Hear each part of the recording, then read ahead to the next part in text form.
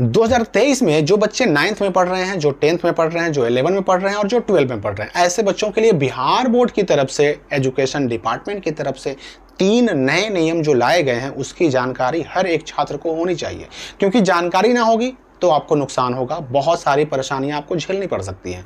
तो ये पहला नियम क्या है?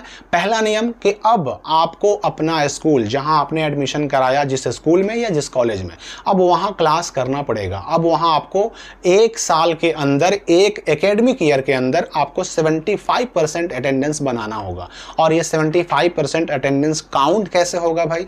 तो अगर आप 9 में हैं तो 9 का क्लास जिस दिन से शुरू हुआ उस दिन से लेकर के 9 का फाइनल एग्जाम होने के महीने में पहली तारीख तक जितने दिन क्लास चला उसका 75 निकाल लीजिए।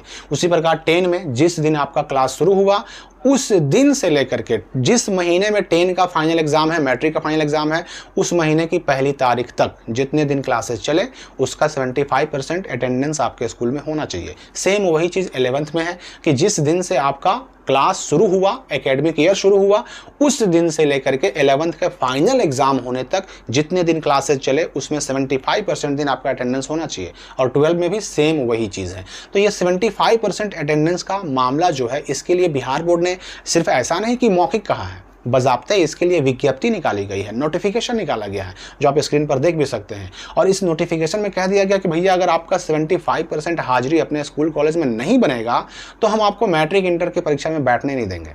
अब ये बिहार बोर्ड का निर्णय है तो जाहिर सी बात है कि इस पर सख्ती से अमल भी हो सकता है। हालांकि स्कूल कॉलेज पर कुछ बातें डिपेंड करती हैं, लेकिन ये स्कूल कॉलेज वाले चाहें तभी तो, और कोई भी स्कूल कॉलेज नहीं चाहता कि वो अपने ऊपर रिस्क ले। जब ऊपर से आदेश है, सरकारी अफसरों का आदेश है, तो फिर उसका उल्लंघन करने का तो सवाल ही नहीं उठता। ये स्कूल कॉलेज वाले भले ही जो भी करें, लेकिन कहीं ना कहीं उनको नियमों का पालन तो करना पड़ेगा। दूसरी चीज जो एक नया नियम लाया गया कि अब 9, 10, 11, 12 के बच्चों को हर महीने मंथली एग्जाम देना पड़ेगा। और मंथली एग्जाम का रूटीन क्या है उसका सारा लिंक डिस्क्रिप्शन में दिया हुआ है, आप वहां से डाउनलोड कर सकते हैं।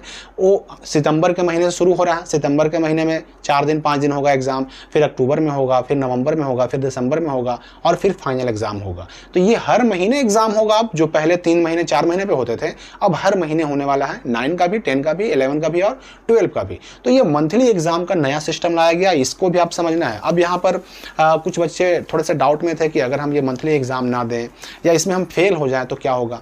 देखिए, मंथली एग्जाम तो आपको देना ही है, नियम है तो देना ही पड़ेगा।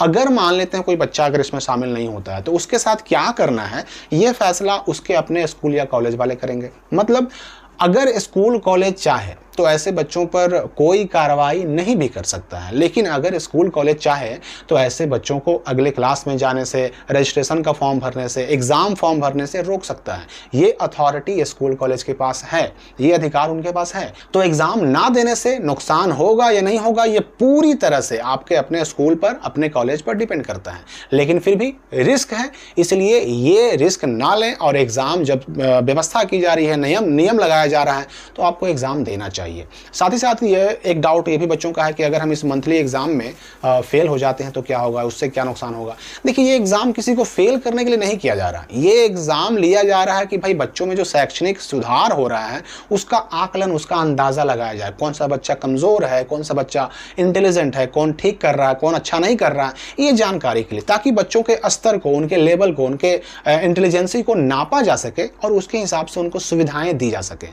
तो ये बौद्धिक स्तर को, आपकी पढ़ाई की क्षमता को नापने के लिए ये एग्जाम लिए जा रहे हैं, किसी को फेल करने के लिए नहीं लिया जा रहा। तो फेल करने का टेंशन बिल्कुल नहीं है, आपको फेल नहीं किया जाएगा, आपके विकास के लिए ये काम किया जा रहा है। तीसरा एक नियम जो लाया गया बिहार बोर्ड की तरफ से इस साल, जो 9, 10, 11, 12 के बच्चे हैं उनके लिए, कि ऐसे बच्चे अब जहां पर भी कोचिंग कर रहे थे, कोचिंग क्लासेस में पढ़ रहे थे, ऐसे बच्चों के लिए जो कोचिंग चलते थे उन कोचिंग्स को अब सुबह 9 बजे से लेकर के शाम 4 बजे के बीच चलाने पर पाबंदी लगाई जा रही है। यानी या तो ये कोचिंग 9 बजे सुबह के पहले चलेंगे या फिर 4 बजे शाम के बाद चलेंगे। अब ये 9 बजे सुबह से लेकर शाम 4 बजे के बीच नहीं चल पाएंगे।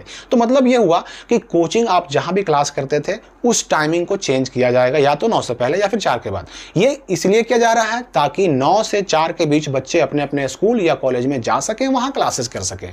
बाकी उनका कोचिंग है तो फिर 9 बजे का पहले कीजिए या फिर 4 बजे शाम के बाद कीजिए, लेकिन 9 से 4 के बीच स्कूल आवर के बीच में, स्कूल टाइमिंग के बीच में, कॉलेज टाइमिंग के बीच में ये कोचिंग नहीं चलेंगे, इसका आदेश दे दिया गया है। और अगर कोई कोचिंग चलाता है तो उसके साथ रिस्क है कि उसके कोचिंग पर जुर्माना लग सकता है, उसका कोचिंग बंद हो सकता है।